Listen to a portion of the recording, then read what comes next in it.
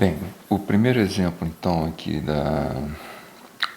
do grupo de exercícios de vibração livre com amortecimento é um exemplo igual, né, similar ao vibração livre sem amortecimento. É a mesma situação, só que agora nós temos aqui um amortecedor, né, um amortecedor no sistema, que está aqui, né?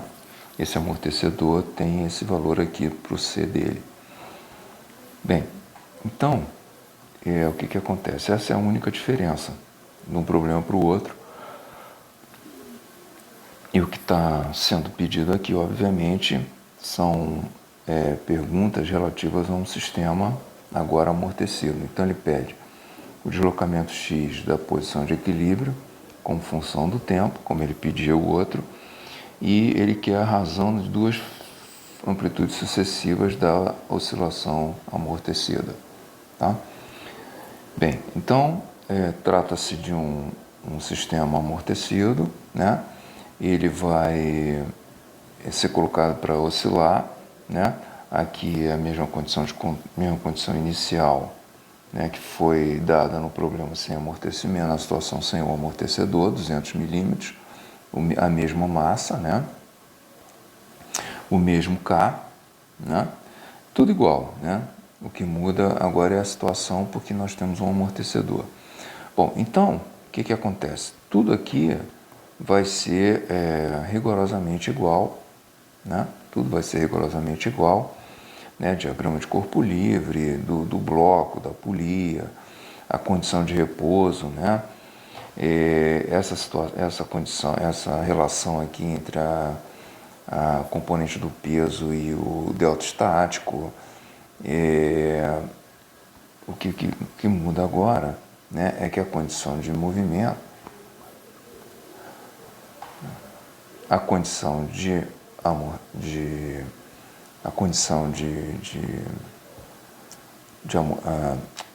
a condição com amortecimento vai fazer surgir, né, nesse somatório de forças igual a mx em esses dois pontos, né, massa vezes aceleração, vai fazer surgir a força FD, que é a força de amortecimento, que é o CX ponto, né?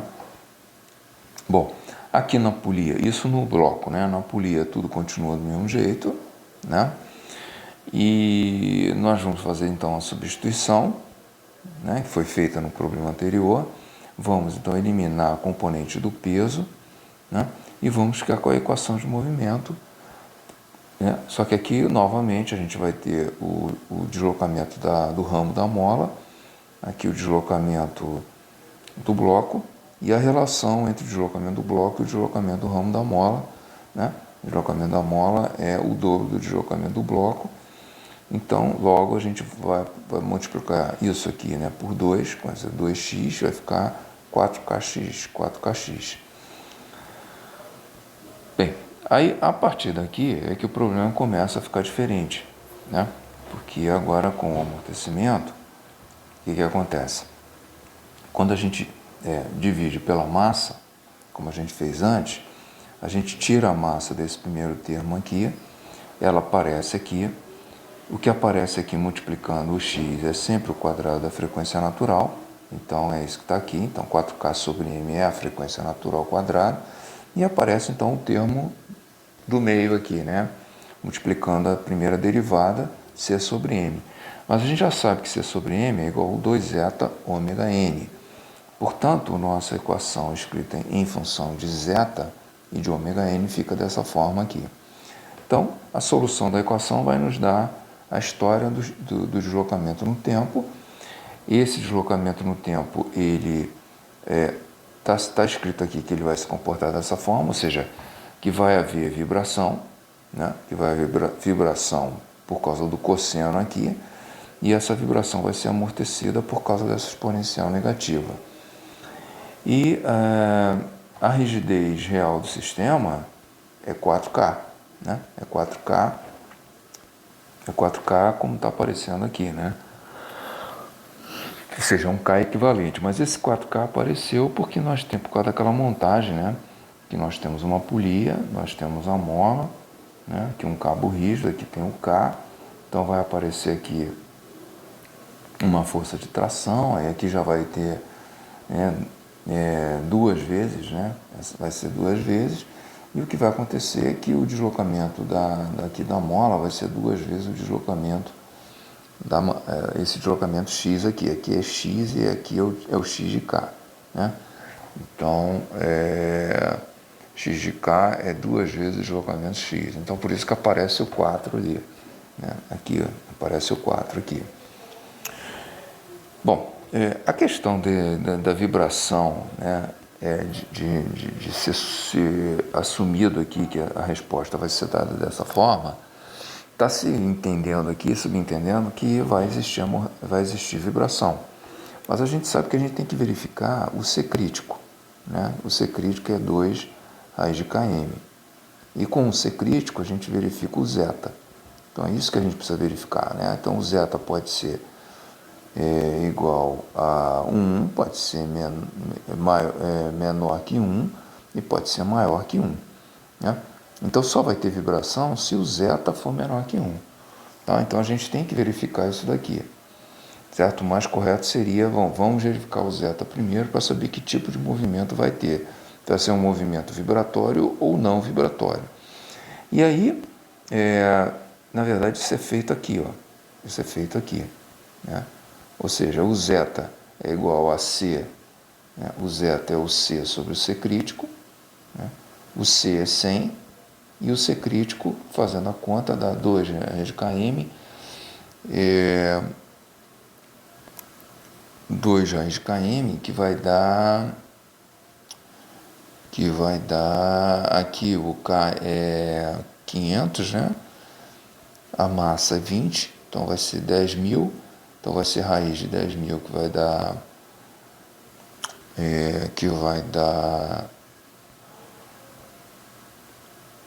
raiz de 10.000 que vai dar 100, né? E raiz de 10.000 vai dar 100, multiplicado por 2 vai dar 200.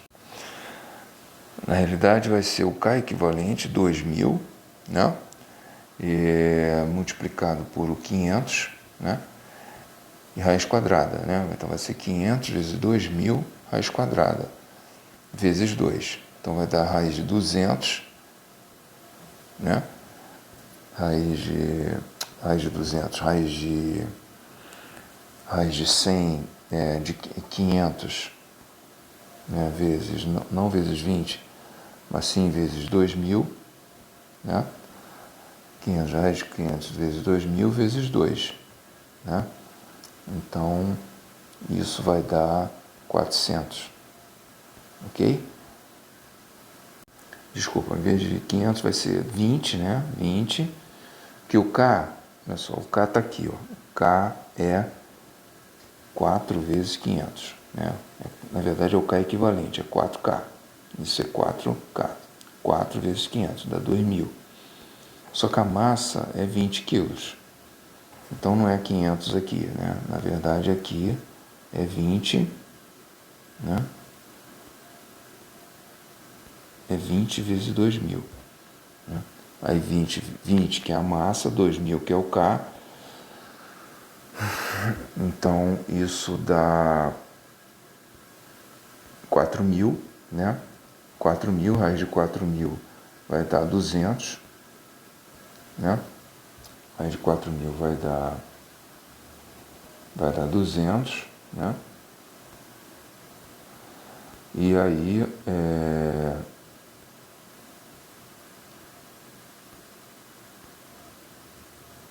não, desculpa, 40.000, né? 40.000, né? E aí, a raiz quadrada de 40.000 dá 200. Bom, então esse 200, então esse 100 dividido por 200, que é o C crítico, dá 0,25, o zeta é menor que 1, e aí a gente tem um sistema subcrítico que realmente vai vibrar e vai ter uma oscilação regida por essa expressão aí, como a gente viu na parte teórica, né? Então agora basta que a gente determine, né? Porque o x de t, né? Ele vai ser igual a um x máximo, né?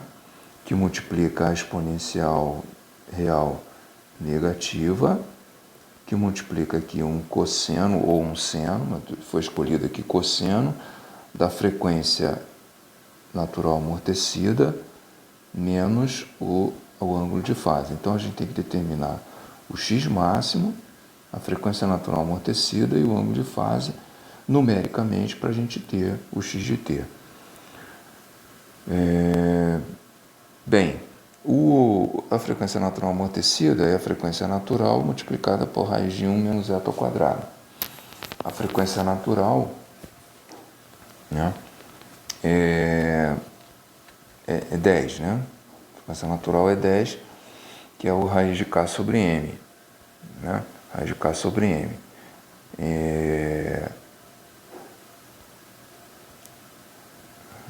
Raiz de k sobre m, que é 2000, né? Que é o k dividido por 20, que dá raiz de k sobre m, que dá 200,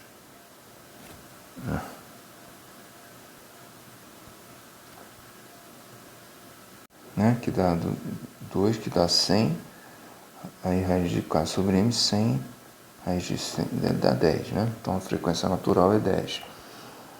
Então nós temos aqui 10, o zeta é 0,25, então nós temos essa frequência natural amortecida.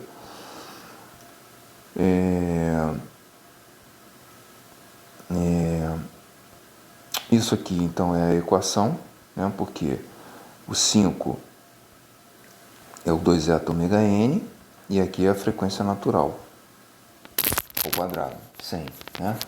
Essa equação está escrita nessa forma aqui, ó. Eu só substituí os valores numéricos aqui. O x máximo é dado por essa expressão e o ângulo de fase é dado por essa expressão. Então é só substituir, né? A condição inicial aqui, essa condição inicial é zero, que é a velocidade. Aqui a gente substitui o zeta, 0,25, a frequência natural, que é 10, o x0, que é 200 milímetros, o x0, e o ômega d, que é esse valor aqui, né?